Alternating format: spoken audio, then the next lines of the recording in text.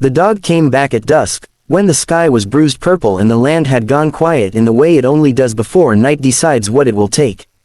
Jonah Reed was sitting on the steps of his porch, one hand wrapped around a chipped mug that had long since gone cold. He had been sitting there every evening for 3 months, staring down the dirt road that led nowhere in particular, hoping not to hope. The ranch had felt wrong since the day the dog disappeared. Boone had not been just an animal.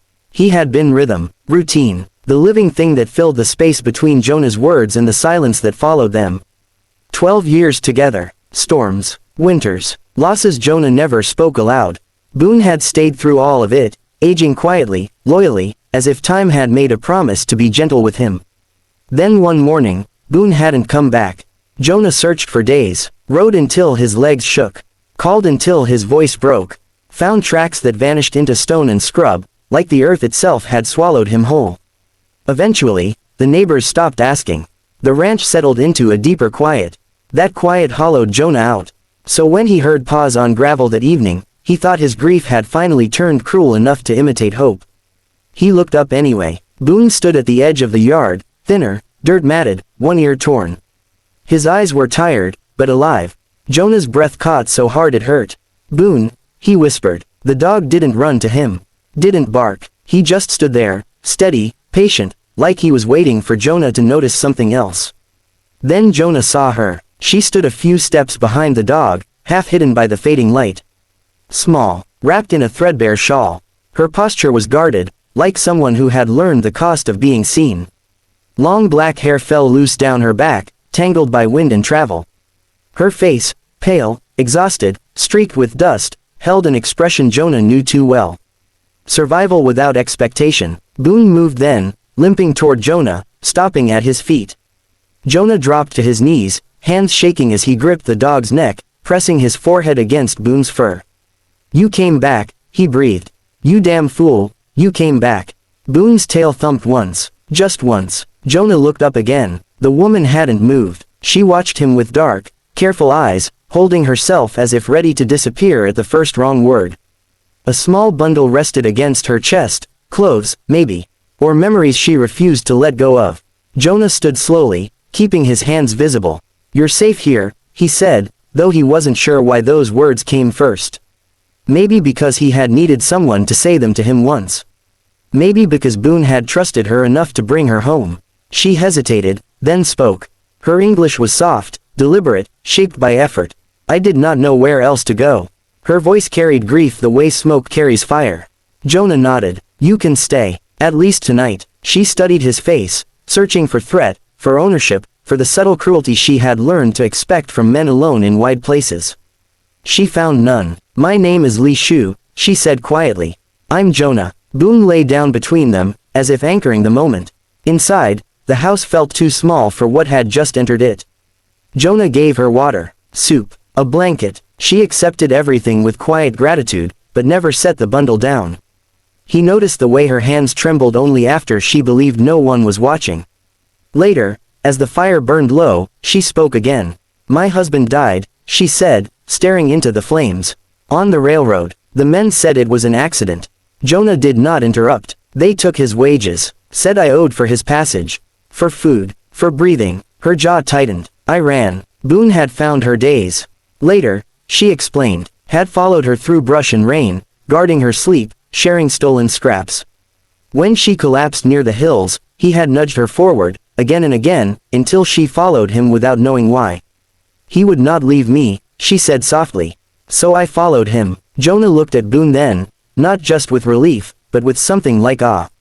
That night, Li Shu slept in the spare room. Jonah lay awake on the couch, Boone's weight warm against his legs. The house breathed differently now. Less hollow, more fragile. In the dark, Jonah understood something that frightened him more than loneliness ever had. The dog hadn't just come home. He had brought a life that would change everything. And somewhere beyond the windows, the world was already watching.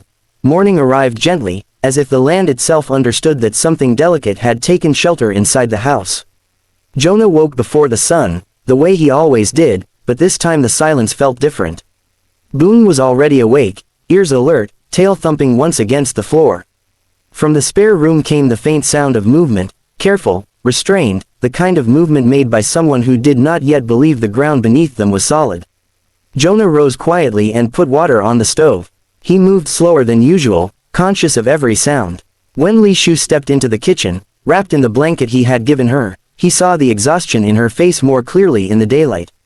Bruises she had not mentioned. Scratches she had ignored. Grief etched so deep it had become part of her expression. She bowed her head slightly, out of habit more than intention. "Good morning." "Morning," he replied. "You sleep?" She hesitated. "Some." That was honest enough. They ate in near silence. Not awkward, just cautious. Boone lay between them, chin on his paws, as if guarding the fragile truce forming in the air. After breakfast, Jonah showed her the land. The barn, the creek, the open stretch of grass where Boone liked to lie in the sun.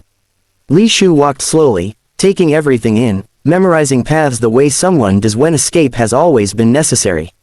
"You don't have to stay," Jonah said, finally. "If you want to go on, I can help." She stopped walking. "I have been going on for a long time," she said quietly. "I am tired of running without knowing where I'm going." Jonah nodded. He understood that kind of tired. Days turned into a careful rhythm. Li Shu helped where she could, mending, cooking, tending the small garden Jonah had neglected for years. She did not ask for permission.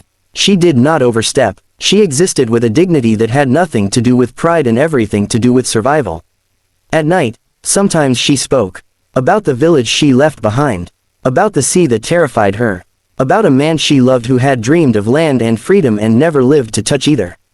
Jonah listened without trying to fix anything. He had learned that listening was sometimes the bravest thing a man could do. But peace never stays unchallenged. A wagon passed one afternoon. Then another. Men lingered at the fence longer than necessary. Boone growled low in his throat, the sound deep in warning. Li Shu noticed before Jonah did. "They are looking for me," she said one evening, voice steady but eyes dark. Men like that do not forget property. Jonah felt anger rise, slow, dangerous. "You're not property. They will not agree." He leaned forward, elbows on his knees. "Then they'll have to deal with me." She looked at him then, really looked, as if weighing the cost of trusting him against the cost of running again. "You owe me nothing," she said. "I know," he replied. "I'm choosing." That word stayed with her. The men came 2 nights later. Not loud, not yet, just horses in the dark, shapes at the edge of lantern light. Boone's bark cut through the stillness like a blade. Jonah stepped onto the porch, rifle in hand. Li Shu stood behind him, not hiding, not fleeing. One of the men called out, voice slick with false civility. "We're here for the woman." "She's not going anywhere," Jonah said. "You're alone out here," the man replied. "Bad place to make enemies." Jonah's voice was calm. "Bad place to test me." The standoff lasted long enough for fear to find its footing. Then longer. Finally, the men backed away, not defeated, but delayed. That night, Li Shu sat at the table long after Jonah thought she'd gone to bed. "You could lose everything because of me," she said softly. Jonah met her gaze. "I already lost everything once. I survived it." Something shifted then. Not love, not yet, but the beginning of belonging. Outside, Boone lay by the door, eyes open, watching the dark. And for the first time since grief had claimed them both, the night did not feel endless.